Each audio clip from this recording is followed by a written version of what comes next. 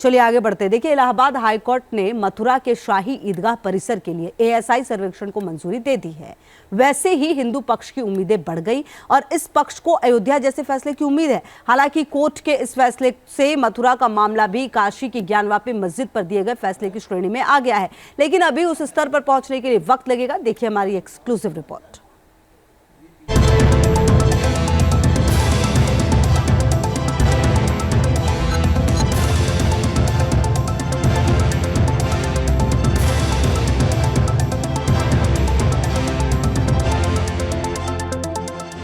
अयोध्या में वैभव उतरा, अब काशी के बाद मथुरा।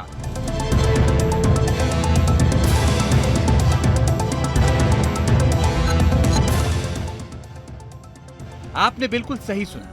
अयोध्या में एक लंबे विवाद के बाद रामलला विराजमान पर कोर्ट की मुहर लगी और अब उस स्थान पर एक भव्य मंदिर का निर्माण कर दिया गया है, जो एक तरह से हिंदू पक्ष की भावना के अनुकूल है। और अब इस मंदिर में भगवान राम की प्राण प्रतिष्ठा भी होने जा रही है। इस फैसले ने हिंदुओं के 3 बड़े विवादित केंद्रों के लिए भी भविष्य के द्वार खोल दिए, जिसका असर ये हुआ है कि बनारस में काशी विश्वनाथ मंदिर के लिए एक बड़ा आदेश कोर्ट से जारी हुआ। यह आदेश था ज्ञानवापी मस्जिद के प्रांगण में एएसआई का सर्वे। हालांकि एएसआई का ज्ञानवापी मस्जिद में सर्वे अभी भी जारी है, जिससे हिंदू पक्ष की उम्मीदों को और ज्यादा बल मिल रहा है। लेकिन जो बाकी था वो मथुरा का श्री कृष्ण जन्मभूमि विवाद है। इसलिए हिंदू पक्ष ने इस विवाद को भी सुलझाने के लिए कोर्ट में याचिका दाखिल की और अब कोर्ट ने जो आदेश दिया है उसने हिंदू पक्ष की उम्मीद और ज्यादा बढ़ा दी है। इलाहाबाद हाईकोर्ट के आदेश के अनुसार कृष्ण जन्मभूमि मंदिर से सटे शाही ईदगाह परिसर के सर्वे को मंजूरी मिल गई है। एडवोकेट कमिश्नर की नियुक्ति की मांग भी हाईकोर्ट ने स्वीकार की है। हालांकि एएसआई सर्वे कब से शुरू होगा यह अभी तय नहीं किया गया है। अलबत्ता इस सर्वे की पूरी रूपरेखा 18 दिसंबर को तय कर ली जाएगी। यानी ठीक वैसा ही सर्वे, वैसी ही टीम और वैसे ही जांचकर्ता अब मथुरा की ईदगाह मस्जिद के परिसर में सर्वे करेंगे, जैसे काशी विश्वनाथ मंदिर से लेकर ज्ञानवापी मस्जिद के अंदर कर रहे हैं।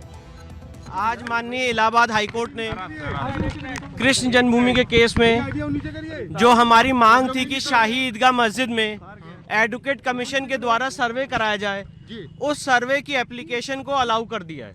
एडवोकेट कमीशन में कौन कौन जाएगा, कितने लोग होंगे, उसकी क्या मोडेलिटीज होंगी, उसके लिए माननीय न्यायालय ने 18 दिसंबर लगाई है, जिसमें मोडेलिटीज तय की जाएंगी। इससे संबंधित कुछ तथ्य वकील विष्णु शंकर जैन ने अपने आवेदन के साथ कोर्ट में प्रस्तुत किए थे। याचिका में कमलकार स्तंभ, शेषनाग की आकृति, स्तंभों के निचले भाग में हिंदुओं के धार्मिक प्रतीक होने का भी दावा है। इसलिए मुमकिन है कि न्याय के लिए सच सामने लाने का फैसला इलाहाबाद हाईकोर्ट ने दिया हो।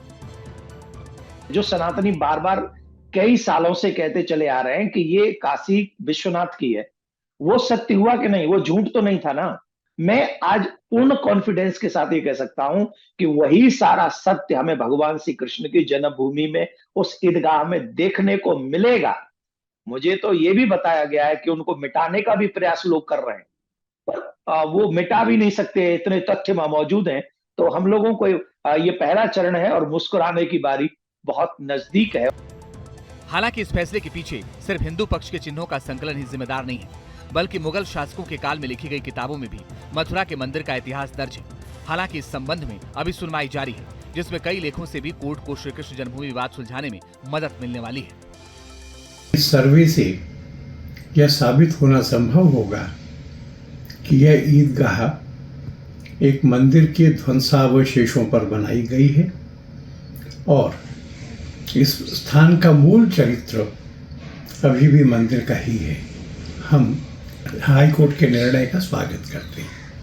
भगवान कृष्ण की जन्मभूमि को लेकर जो सर्वे को लेकर आज कोर्ट ने फैसला दिया है, मुझको लगता है पारब्रह्म परमात्मा भगवान श्री राम की अयोध्या में भव्य दिव्य नव मंदिर निर्माण कार्य तो चल ही रहा है, लेकिन आज कोर्ट का फैसला बहुत सुंदर है, बहुत सराहनीय है, जिससे मुझको लगता है भगवान कृष्ण की जन्मभूमि मंदिर निर्माण भी अब संभव हो पाएगा। कहने का मतलब ये है कि हिंदू पक्ष को अयोध्या जैसे फैसले की उम्मीद है, लेकिन फैसला कोर्ट पर निर्भर है। इसलिए प्राथमिक स्तर पर हिंदू पक्ष चाहता है कि न्याय के लिए सच सामने आए और सच सामने आने के लिए सर्वे कराया जाए, जो प्रक्रिया में है, ठीक काशी विश्वनाथ मंदिर की तरह।